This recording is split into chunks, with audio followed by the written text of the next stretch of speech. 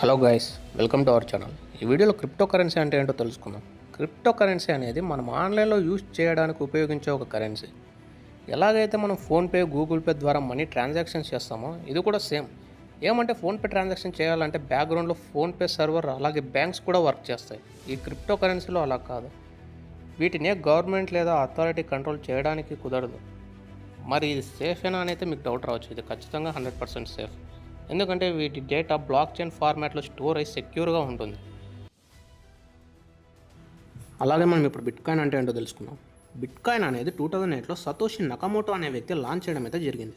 అలాగే bitcoin technology వాడి first crypto కరెన్సీని కూడా కనిపెట్టింది ఇతనే. SHA-256 అనే నేమ్ కోడ్ వాడి ఇతను బ్లాక్ చైన్ ద్వారా బిట్కాయిన్ అయితే కనిపెట్టాడు. బిట్కాయిన్ అనేది మొదటి క్రిప్టో కరెన్సీ. బ్లాక్ చైన్ ద్వారా కంట్రోల్ చేయబడుతుంది.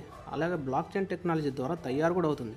ఇది పర్సన్ టు పర్సన్ ఈజీగా ట్రాన్స్ఫర్ చేయొచ్చు. ఇందులో ఏ మిడిల్ మ్యాన్ కూడా ఇన్వాల్వ్మెంట్ అయితే అయ్యి ఉండడు.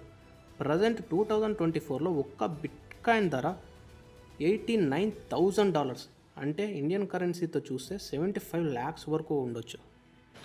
అలాగే మనం ఇప్పుడు బ్లాక్ చైన్ అంటే ఏంటో కూడా తెలుసుకుందాం. బ్లాక్ చైన్ అనేది ఒక టెక్నాలజీ. దీనిని Web3 టెక్నాలజీ అని కూడా పిలుస్తారు. ఈ టెక్నాలజీని 1982లో డేవిడ్ అనే ఒక పర్సన్ డెవలప్ చేయడం అయితే జరిగింది. ఇప్పుడు మనకి సి లాంగ్వేజ్, పైథాన్ ప్రోగ్రామ్ ఎలా అయితే ఉన్నాయో బ్లాక్ చైన్ కూడా అలాంటి ఒక టెక్నాలజీనే. ఇప్పుడు డేటా అనేది బ్లాక్లో స్టోర్ అవుతుంది. ప్రతి బ్లాక్కి ఇంకొక బ్లాక్తో లింక్ ఉంటుంది. అందుకే దీనిని బ్లాక్ చైన్ అని పిలుస్తారు. ప్రతి బ్లాక్కి ఒక నేమ్ కోడ్ అనేది ఉంటుంది. మనం వెరిఫై చేయడానికి దీన్ని ఈజీ అవుతుంది. అందుకే ఇది క్రిప్టో కరెన్సీలో హీరో అనమాట.